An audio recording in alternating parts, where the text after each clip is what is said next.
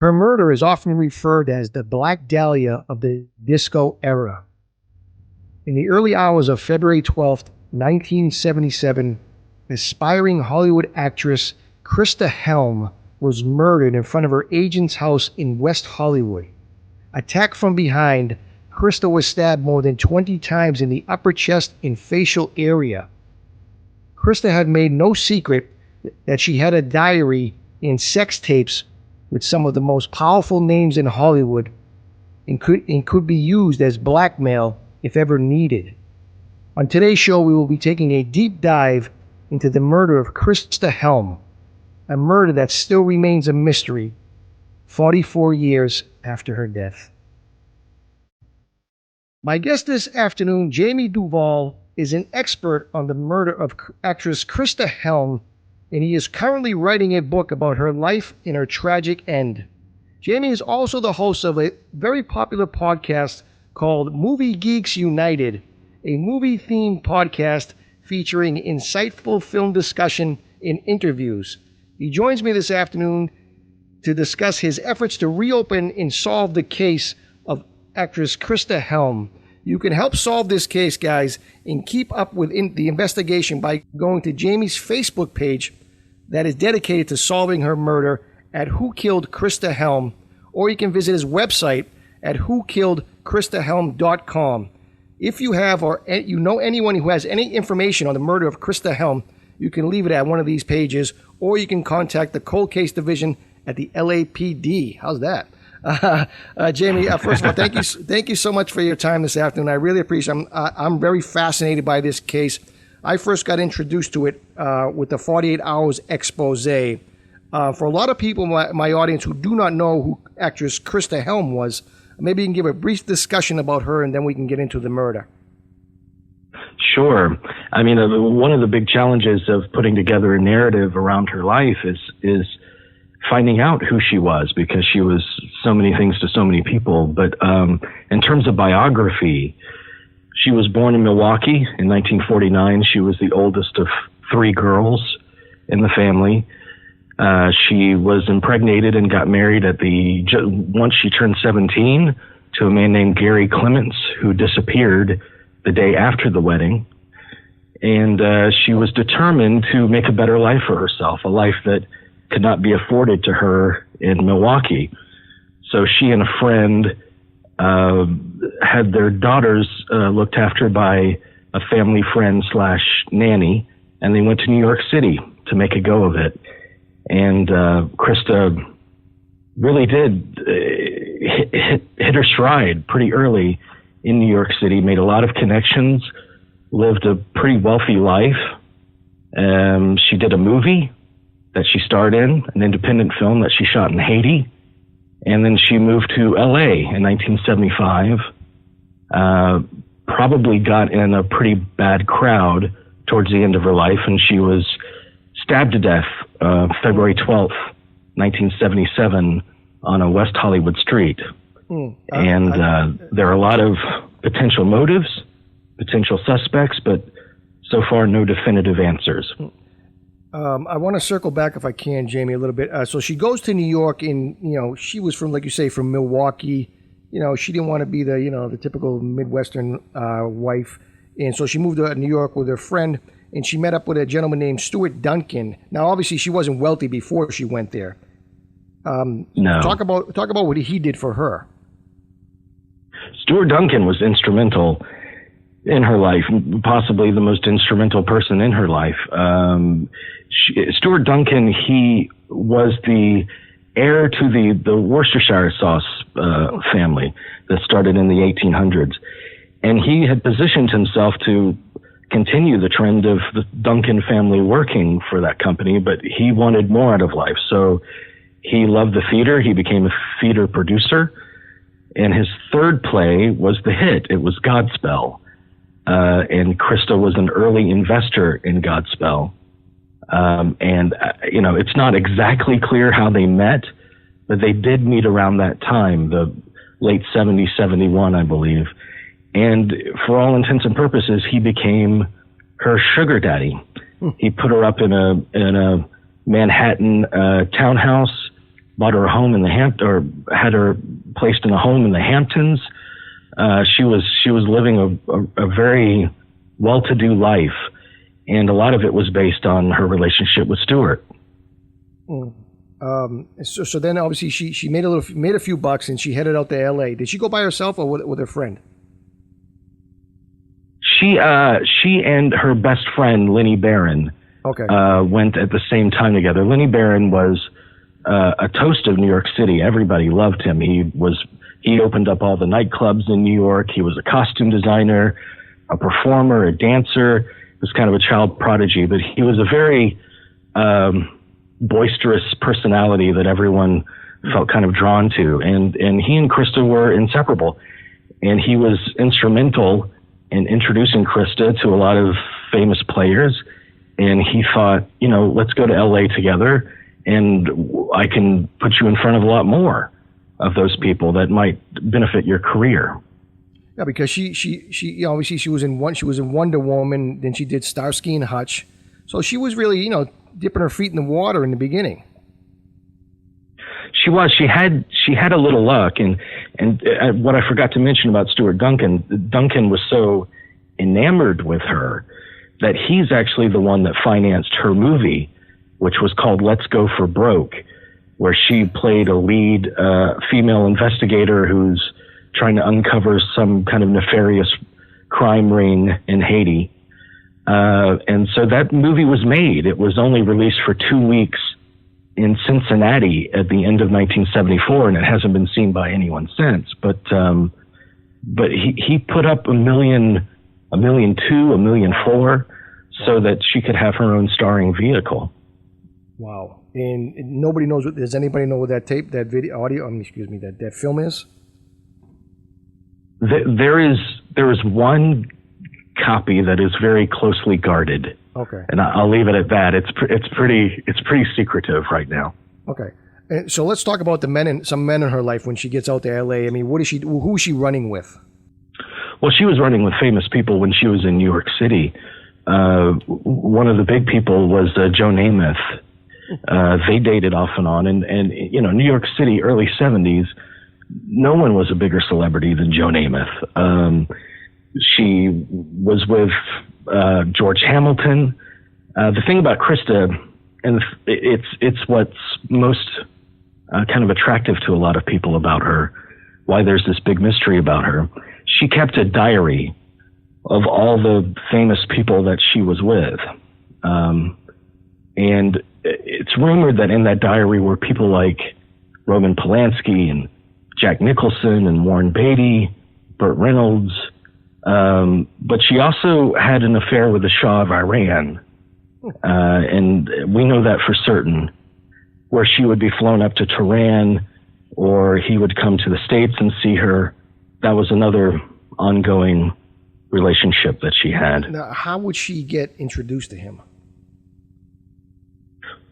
Well, that's a mystery. There was a kind of a process that was set in place where there was this madam who kind of trained women to be servants to foreign leadership and actors and celebrity, and the Shah was one of them. Now, I don't know if Christa was connected to the Shah through that or through Lenny, because Lenny represented a lot of models. I'm not quite certain of that yet, but it lasted, I believe it lasted a couple of years, off and on, her seeing the Shah. Now, he used to give her, literally diamonds and minks and everything. Oh, yeah. Yeah, he would flourish her with a lot of gifts. And the Shah, apparently, he was with a lot of women, and it wasn't necessarily about sex. It was just about being in the company of women. He was a big womanizer, the Shah. And I think I may have read this somewhere. They said that a lot of women were attracted to his brain, his intelligence. Yes, I think Christa said that in a newspaper article, which was another thing about Christa. She was a master of self-promotion. Look, she wanted to be a star in some way. She wanted a better life for her that she could eventually bring her daughter into. So she generated a lot of press for herself. For someone who wasn't a quote unquote, nationally or internationally known celebrity, she managed to get a lot of write-ups in Earl Wilson's gossip column. Yeah, like so she would call him and say, "Hey, can you profile me for this or that?" And she would often get in the paper, syndicated across the country. It's amazing. She was her own press agent. Yes, yeah. Who was her roommate when she was out in L.A.? She had a series of roommates. When she first moved to L.A. in 75, Stuart Duncan had put her up in a nice house, I believe, in the Bel Air area. But eventually, during her stay in L.A., Stuart Duncan cut her off. I don't know what transpired to make that happen, whether he was tired of her philandering or his wife perhaps gave him an ultimatum. I'm not sure about that. But once that happened, she started to move in from apartment to apartment. And at the end of her life, she was living with a woman named Stephanie. Like you say, she was a party girl. We're talking 1975, 76. I mean, these were, obviously the 70s were a very crazy era, and a lot of drugs, sex, drugs, and rock and roll. So she was out there every on the weekends, really partying hard, and she was doing her thing. And this is a family show, so you know what I mean. So she may have attracted a lot of enemies along the way. She could have, but the thing about putting together her story is it just accentuates what a different world that was. I mean, this was kind of the free love period of time in American history. It was before AIDS. It was really before you even thought of there being repercussions from sexual freedom. Right. And she was in the thick of that. So it's an interesting time vault when you review Christa's story as well. Yeah, it's a walk through history, the 70s Hollywood back then. And I mean, like you talked about some of the men she was with, Warren Beatty, Joe Namath, Engelbert Humperdinck, Mick Jagger, the Shah of Iran. I mean, and who knows how long that list is as well, because I want to get into it. So let's talk about what she was doing that night before she was murdered. Where was she? Who was she with? She attended a party at a house in the Hollywood Hills, and her roommate, Stephanie, was at that party as well with her boyfriend. And her roommate does not remember who hosted that party. And she doesn't even recall if the original investigators questioned her about it, even though it's a crucial point. Because sometime during that party, Christa saw something or ran into someone who spooked her, because she returned to Stephanie with this really frightened look on her face. Stephanie said it reminded her of the look of death. And she said, "What's wrong?" And Christa would not respond. But Stephanie and her boyfriend were about to go off in her boyfriend's car to go on a beach trip for the weekend. And Christa asked to borrow Stephanie's car. So she did that. She left the party, and she ended up driving over to the house of Sanford Smith. Sanford Smith was an agent. He was closer to Stephanie, but Christa knew who he was. She drove over to his house.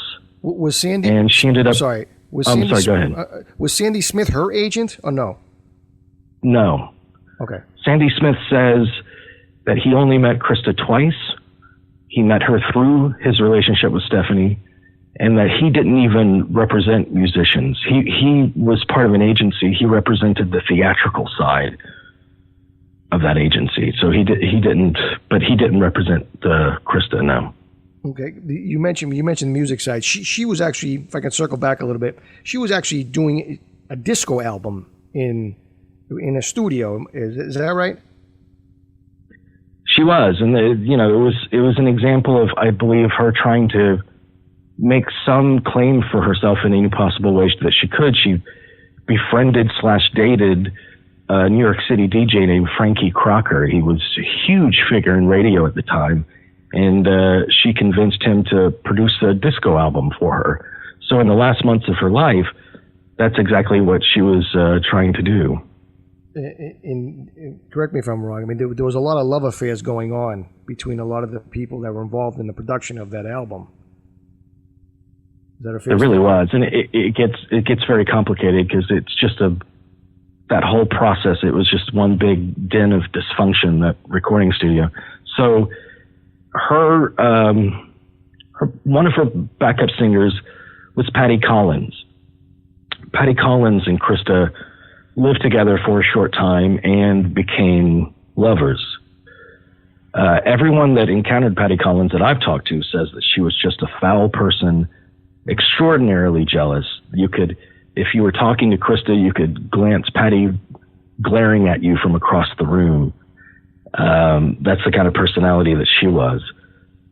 So there was that relationship in the recording studio. And then there was another backup singer named Debbie Danilow, a keyboardist named Blair Aronson. The night before Christa was murdered, Blair Aronson claims that he was with Christa intimately in his apartment. And they look out the window, and Debbie Danilow is standing right outside the window staring at them. Apparently, according to Blair, Debbie had a thing for Blair, and so seeing him with Christa made her very jealous.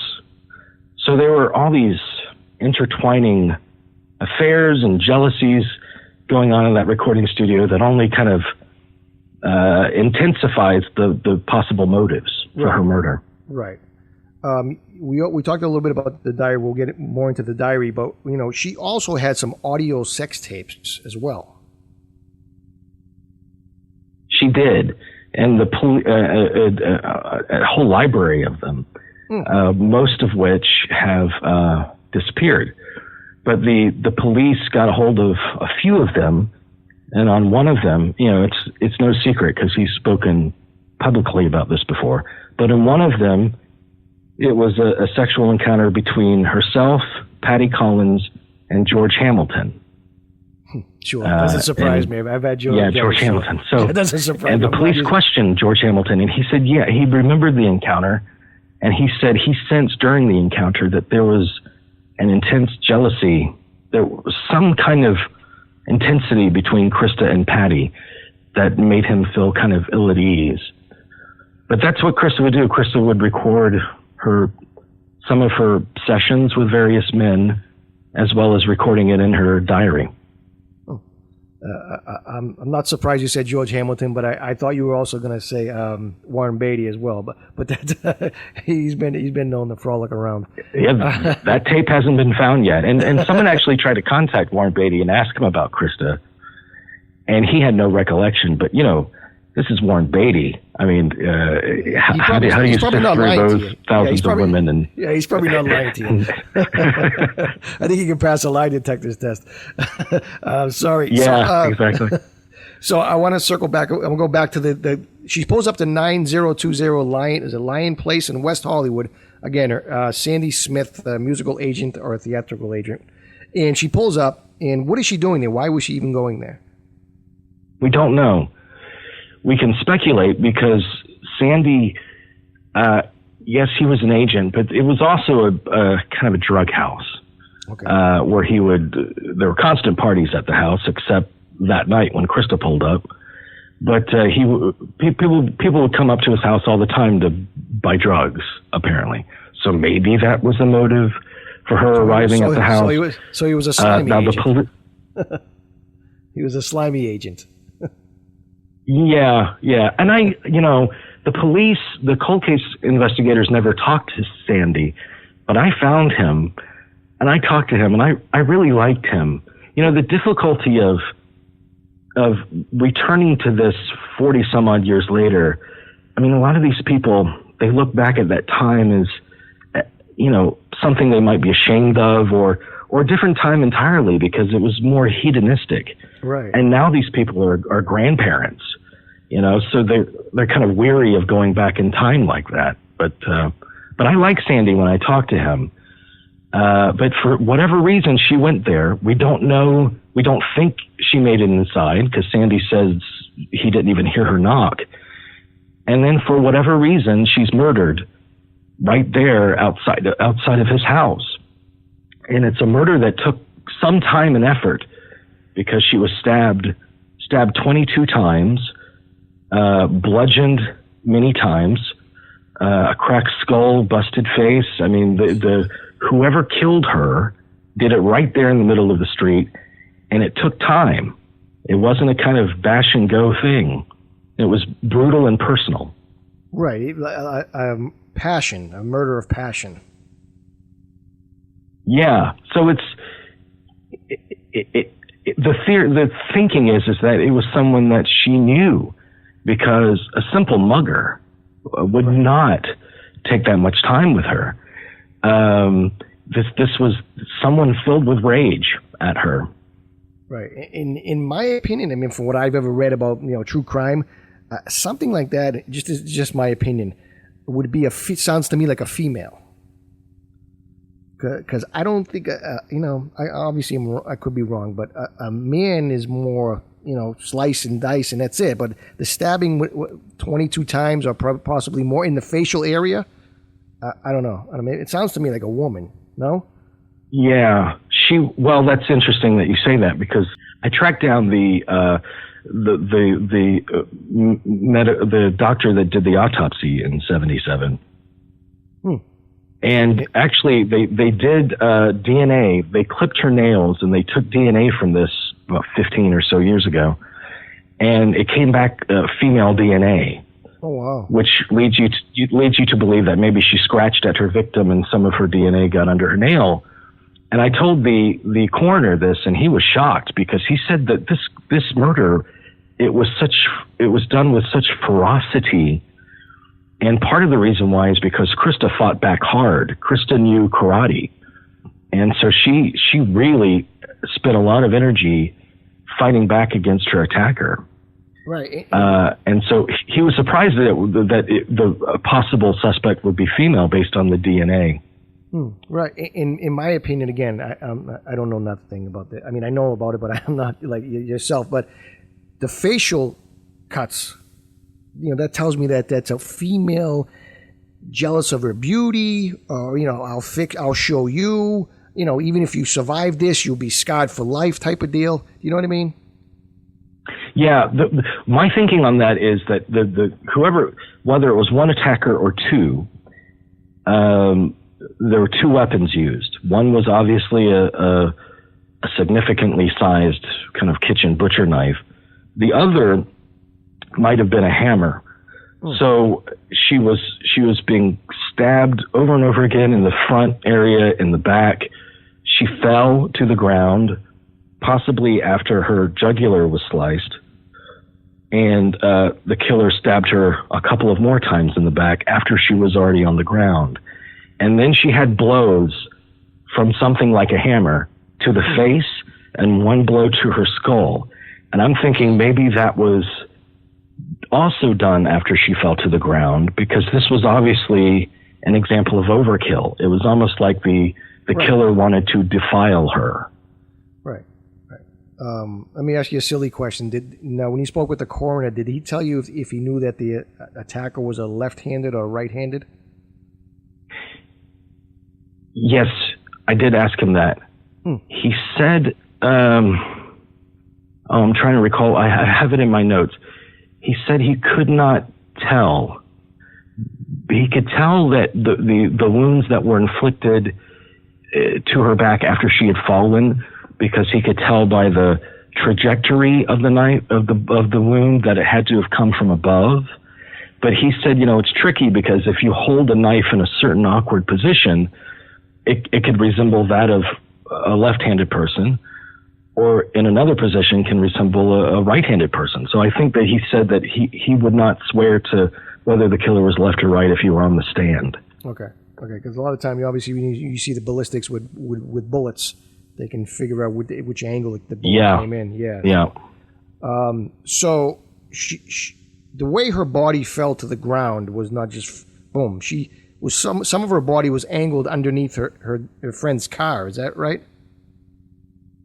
There was a car parked on so Christa parked on one side of the house, and officers said that officers believe that she knew she was being followed because they say that her tire hit the curb and was blown out. So they think she was going at such a speed, she was in such a hurry to get to a safe house and run to that door, that she parked very erratically. But that's not true, because her tire wasn't blown out. You can see on the crime scene photos that it wasn't blown out. So she might not have known she was being followed. She might not have been followed. But the attack happened and her body was found on the other side of the house. And her body was found partially tucked under the car of Sandy's live-in girlfriend at the time. Oh, okay. Now, the tire situation, I mean, some people would say, well, maybe she was under the influence or she was on drugs and, she just smashed into the curb and blew or whatever. Right. But the autopsy did not show that. Yeah, the autopsy shows no drugs or alcohol in her system. But keep in mind that autopsies back then were limited. There were some substances that they did not test for. You would need a specific request to test for those. So what we know is that she wasn't drinking and she wasn't taking any kind of barbiturates that night. But again, her car, the car that she was driving, which belonged to her roommate Stephanie, I talked to Stephanie and she said the tire wasn't blown out. There was just like the tiniest scuffs on the white wall of the tire where she might have bumped into the curb and backed up a little bit, but that was it. And you got to keep in mind too, Jamie, that these are big cars back then. These are little Priuses. These things are tanks, literally. And a woman driver, I'm not saying that they don't know how to drive, but in the middle of the night, just left the party, maybe she might have hit the curb.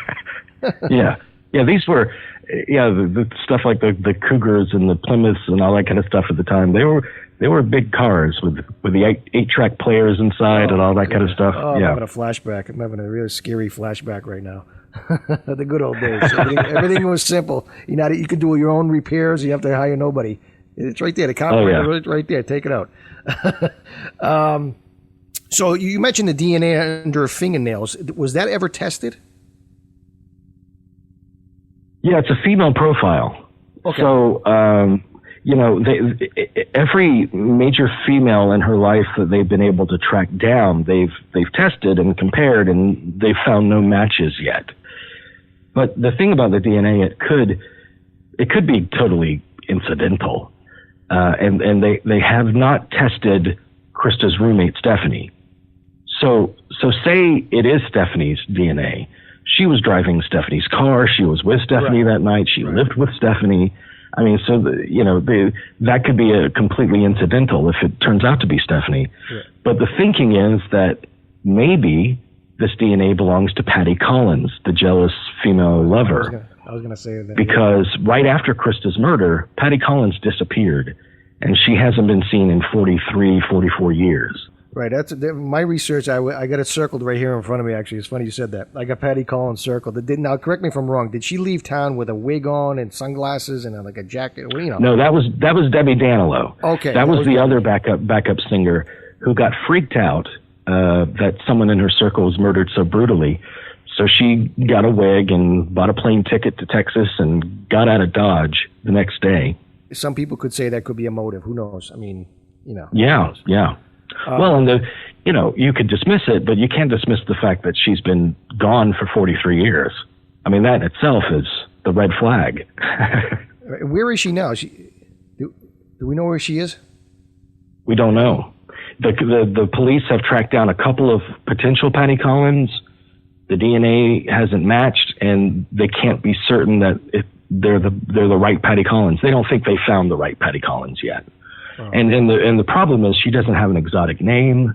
Right. No one in that circle knows any background about her, or can recall her parents' names, or where she was originally from, or where she went to school. It's like she never even existed.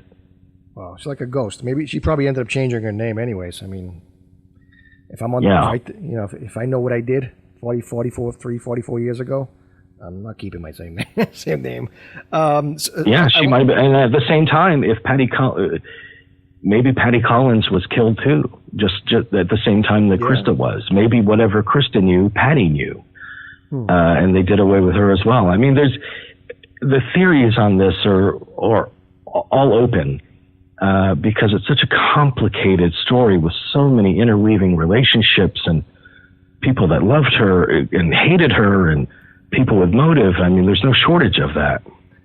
Yeah, I mean, when you're sleeping with these big name celebrities, you're a beautiful woman. You know, you're trying to come up in the industry. You know, some people get jealous. You know, because they've been there for 20 years trying to get into Starsky and Hutch and they can't get on. You know, things like that. And so, you know, I'm sure she had plenty of enemies as well. You know, as well as friends. My opinion. I think she was very smart. She in some respects, she was very, very smart and determined and committed to see her goal through. And that involved stepping up the social ladder by any means necessary. But in another way, she was probably more than a little naive, because I don't think necessarily that she was cognizant, at least until the very end of her life, of the dangers inherent in what she was doing and the people that she was associating with. Speaking of dangers, Jamie, maybe you can talk a little bit about a postcard that she mailed. This was to her childhood friend, Darlene. It was around Christmas 76, I believe, and Christa was murdered in February 77. So right towards the end of her life, she sent her childhood friend a postcard that said, "I'm in over my head. I might have to disappear for a while. Please take care of my daughter for me if anything should happen to me." Wow. And that postcard disappear, or we still have it? I think over the passage of decades, right, it kind of got misplaced. I mean, I think Darlene kind of regrets that somehow she might have given it to a family member of Christa. She just doesn't recall. Yeah, I mean, for her to say something like that, I mean, yeah, you know, that tells me, number one, I don't think it was obviously maybe a mafia type of thing. That's like, you know, I grew up with a lot of guys, shady guys, and they say, "Mike, I got to skip town for a couple of weeks." All right, well, you must owe the big boy some cash. So I understand, but that sounds like, well, it's interesting that you say that, because Milwaukee was kind of a hotbed for mafia activity back in the 60s, 70s. So there's a run of mob connections throughout her life. They think that her husband was in some way connected to the mob. You know, Tony Sirico, the actor, who used to be a mobster in New York City, he flew to LA and became a successful actor eventually in The Sopranos. Tony Sirico, he played a role in her life later on. So you can find those little breadcrumbs of mafia activity throughout her life, which leads to another possible motive. There was also the idea that, and this is how Darlene originally interpreted that postcard that said, "I'm in over my head and I might have to disappear for a while." Because Christa, you think about her relationship with the Shah of Iran. Exactly. And it was rumored that possibly the CIA had enrolled women to spy on the Shah because he was a womanizer, and it seems like a perfectly reasonable kind of operation that they would mount to find out more about him. That is nothing new for them. That's nothing new. That's protocol for the CIA. Yeah. So Darlene had the sense that, is she in witness protection? You know, for the longest time, she didn't think that Christa was really dead. Wow. Interesting. Very interesting. This is why I want to have you on, Jamie, because this is such a fascinating murder. And there's so, like you said, there's so many twists and turns and so many characters.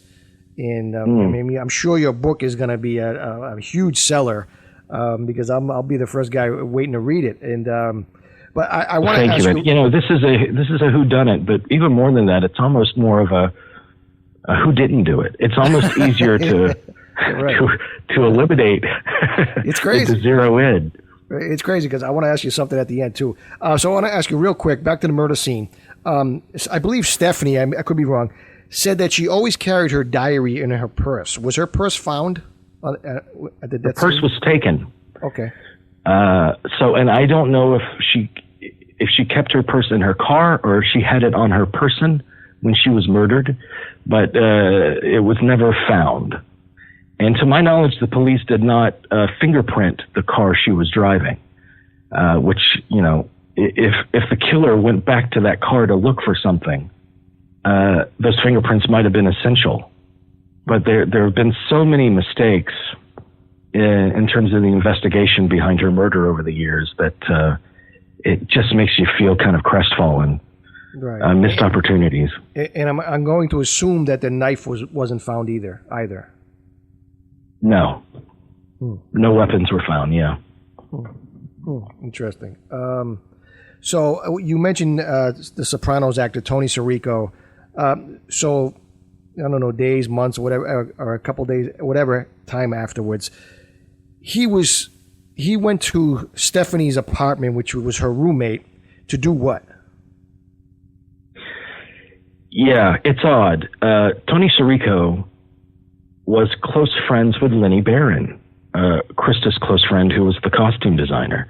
And it's a very strange combination of characters. But Tony and Lenny showed up in the apartment that night, and Tony took a lot of stuff from Christa's bedroom. Furs, jewelry, who knows what else. But that's all Stephanie saw was furs and jewelry and that kind of thing, and some tapes. And I think the reasoning behind that is that the content of those tapes would be embarrassing for a lot of people, and maybe Lenny wanted to take possession of them before they became like a public spectacle, you know. Yeah, that sounds weird to me. I'm sorry. And like you said, we say Tony at the time had some mob connections, and you know, I don't know, who knows. He did. He was an underling in a crime family in New York City. Yeah, he was. And then he moved to LA to start a legitimate career. And who knows at what point his mob connections completely severed. Right. But I mean, he was fresh out of New York City when he moved to LA and when this occurred. He was a young guy. He was a street guy. He was a hustler. So he knew how to, he had some street cred. And he won't talk because the second the cold case detectives brought up this event, he called in an attorney, and it essentially shut down the whole thing. So we don't know what he knows. Right. He said he knew her. Then he said, "Oh, in the beginning, I don't know her." Oh, yeah, I remember her. Yeah. I don't think he remembers much nowadays because I've seen some videos of him, and he's, as we say in Italian, his brain was agita. His brain was like vinegar. Anyways. Yeah. Who is Rudy Mozella? Oh, yeah. Rudy Mazzella. Rudy Mazzella and his wife lived in a house and Blair Aronson, the keyboardist on the recording sessions, lived with them. And for a time, towards the end of her life, Christa spent a lot of time in Rudy's house. After Christa was killed, Rudy bragged to the girlfriend of a friend that he had killed Christa. The cops were interested in this because the girlfriend of the friend went to the cops and told them this. So Rudy said, "Look, man, I just like to talk tough. I like to look tough, but I didn't do that. I wouldn't be capable of doing that." And the police bought it. Now, I spoke to Rudy's ex-wife, now ex-wife. Rudy died in 1999. But his ex-wife is still alive, and she severely doubts that Rudy would be capable of doing something like that. She even said that Rudy loved Christa, and Christa loved him, and she was at the house all the time, and she kept a lot of personal items in our garage when she was here. And another interesting point that I just found out this past weekend is that the night Christa was killed, someone broke into their garage and only stole the items belonging to Christa. Oh, wow. Huh. Yeah. Huh. Interesting. Wow. Oh. Funny. Who found her body, Jamie? A guy named Thurman Brooms. Thurman Brooms was a limo driver. He owned a company called Bear's Limo Service. He might have been going to Sandy's that night to score some drugs. It's hard to say, but it's maybe likely. And he said that he pulled up and found her body as she was drawing her last breath. So if that's true, then he was there right after the attacker ran off. Exactly. Because she didn't last. She couldn't have lasted very long at all after that attack. Right. So Sandy Smith is inside sleeping. Now there's another Still witness. sleeping. Right. There's another witness. The Grimes, the kid there, the actor. I forget his last name. There are a couple of ear witnesses that night. Not Tom Grimes, John Grimes. Okay. His father, Tom Grimes, was a movie director. He just directed the Helter Skelter TV movie. Skelter, right. He just died. So John, his son, was staying in his parents' house to keep his mother company following his father's death. He awoke in the middle of the night hearing these ungodly screams. So he grabs his father's gun and he runs out the front door onto his lawn and looks down the street and doesn't see anything. Officers say if he would have stepped out actually into the street, he would have seen the attack taking place, but he didn't. So he's one ear witness. There's another ear witness who claims to have heard one male voice and two female voices arguing that night. Now, I haven't been able to get my hands on any of the cold case files, but all of that information would be included in those files, right? That are just sitting there in the Los Angeles Sheriff's Department, collecting dust because nothing's been done with this case in so long. The 48 hours, two gentlemen, the two detectives, I think they picked it back up in 2006. They were saying, is anybody working on it, or is it just when they get new information type of thing? They retired 4 years ago. Oh, okay. And I've kept in communication with one of them, but I'll tell you that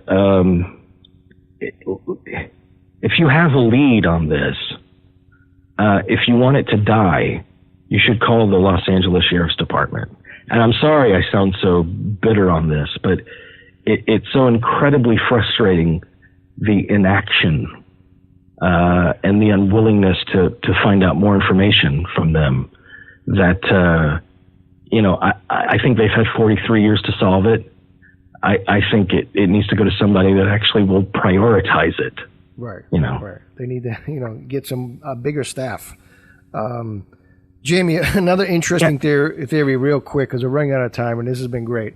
Hey, talk about another plot twist. Now, the original Detective Gansley, I could be pronouncing that wrong, one of the original detectives back in 1977 said, I'm sure you saw the 48 Hours clip, he said he would bet the deed on his house that the same guy that killed Sal Mineo in this pretty much the same neighborhood, Lionel Williams, killed Christa Helm, because that was a year prior to the date, February 12th, 1976, that Sal Mineo was killed. To the day, February 12th, 1976, Mineo was killed. Sal Mineo was a popular actor, probably most popular from his role in Rebel Without a Cause. He was coming home from play rehearsal on February 12th, 76, to his apartment, and he was confronted by a mugger. The mugger got freaked out, stabbed him once in the heart, and ran away. Then he was too frightened to even look for a wallet. And so exactly 1 year later, about 5 minutes away from that scene, Christa was stabbed to death. The problem with this is that completely different MOs, right. Really completely different crimes. And, but Gansey was sold on this from the beginning, and possibly to the detriment of looking into other possibilities. I don't know how much time he wasted on the Mineo connection, but it was a very tenuous connection to begin with. Because I could be wrong, because at the time when they tried to connect the Mineo to the Helm murder, they were saying, well, Lionel Williams, he was in jail at the time, but he actually wasn't in jail. No, he wasn't. But Lionel, and I don't think he was ever questioned about Christa. Right. And he was released from prison in 1990, though he ended up back in prison years later. But, Lionel Williams did not even know who Sal Mineo was until he found out on the news. He was really like a petty thief, Right. And so, no, there's no connection to Christa. I mean, the synchronicity of exactly 1 year later is something to ponder, but it sounds like to me, it sounds like coincidence in the same neighborhood around the corner. Oh, yeah. Whatever. But yeah, Sal Mineo wasn't stabbed 22, 23 times either. No, he was stabbed. I think it feels like an act of just intense fear. And Williams stabbed once and ran away. It was just, it happened in a flash. Yeah, it's too bad. I did a show on Sal Mineo. It was too bad. He was a paisan. Yeah. Jamie, if anybody had, because this is going to go, obviously it's going to go worldwide. If anybody has any information, maybe they have the diary, maybe they have some audio tapes, or maybe they know some new information. My grandmother was one of the witnesses. She didn't want to come forward. How can they get in touch with you? Well, I welcome anyone, because Christa knew so many people. So many people were in her circle during that time. So I'm welcoming of anyone who might have a memory of Christa. Even if you think it's insignificant, it could prove to be really important. So they can check out my website at whokilledchristahelm.com. There's a little form there that you could fill out that'll go right to my email, and I'll contact you in no time. They can reach out to me on Facebook. There's a Who Killed Christa Helm page on Facebook. Any leads, any information, recollections would be most appreciated. Yeah, really, because this really needs to come to a conclusion. I didn't even get a chance to talk about her daughter, Nicole, because she's very prominent in this, and bringing our killers to justice. Absolutely. Yeah, it's and I feel like we're getting closer every day. We're closer than we've ever been before, and we might already know the answer. It might have been something that already crossed our minds. It's just right now it's proving elusive, but you never know. Just one little missing piece of information could put the whole puzzle together. Yeah, really can. And if I was a betting man, I'm going with Patty Collins for the win. That'd be my guess. That would be my. That's who I would think is a suspect, in my opinion. A safe bet. Yeah, well, maybe we can track her down, and maybe somebody got to know something out there. And if they do, please come forward. And because obviously her daughter and I believe she has a child as well. They need to know the answers. And sad story. We need closure. We need closure on this. We need justice. I mean, she did not deserve to be stabbed to death. She did not deserve not to know her grandchildren. Right. And at the end of the day, needs to be solved. Yeah, and at the end of the day, somebody needs to pay. Right, exactly. And at the end of the day, it was probably a petty thing. Probably something petty. So she slept with the boy. Maybe the killer just greatly regretted it after the it might have been just an episode of intense, passionate rage that dissipated, after the murder, and they lived to regret it. Who knows? Yeah, who knows? And Jamie, I thank you for your time, and this has been great. And hopefully we get some answers on this, and pretty soon. And check him out on his if you want to contact Jamie Duval on his Facebook page. I'm going to blast this out everywhere on my social media, and maybe we'll get some leads. I appreciate it very much, my friend. Thank you so much for having me. You're quite welcome. And Jamie, we'll talk to you soon. Be safe. Thank you so much. Okay, buddy. Bye-bye. Bye. There you have it. That was Jamie Duval. Google his name, guys. Google Christa Helm. Again, if you have any information out there, because this show obviously goes streaming worldwide. If anybody's out there, you may have had your mother or your grandmother or grandfather or somebody in the neighborhood at the time who was afraid to come forward. Obviously this is 44 years later. It's a different world. So contact Jamie Duval or the LAPD Cold Case Division. If you want to talk to Jamie, guys, go to his Facebook page to keep track of what he's doing with the book, because it's going to be a blockbuster, explosive book, in my opinion. Who Killed Christa Helm? That's the Facebook page. And you can also visit the website, which is incredible amount of information on this mysterious murder at whokilledchristahelm.com. That's CHRISTA, whokilledchristahelm.com. Jamie's really putting a lot of time into it, and he really wants to know what happened, as well as her daughter, Nicole.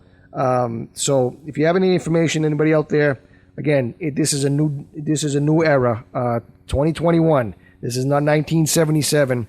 And anything could happen. Yeah, I'm sure if that agent had some video cameras in front of his garage or his house, I mean, this would have been put to rest a week after the murder. So if anybody has anything out there, again, contact Jamie Duvall, Who Killed Christa Helm, the Facebook page, or whokilledchristahelm.com. And it's a fascinating murder and fascinating death. It's part of our Hollywood murder mysteries. And this will be up on hopefully my YouTube channel tonight, Real Talk with the Hollywood Kid.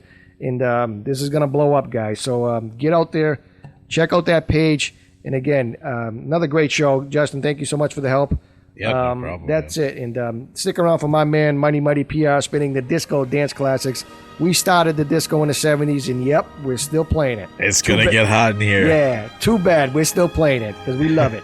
And thank you so much. And again, reach out to Jamie if you know anything, or the LAPD Cold Case Division. And that's it, Justin. We'll see you next Saturday. Another great show. All right, man. See you. See ya. Bam!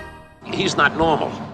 All right, guys. Thank you for listening. If you like this interview, please click the subscribe button for me. And be sure to listen to the many other interviews on this channel, like our famous Hollywood murder mysteries, celebrity interviews, and mini reels.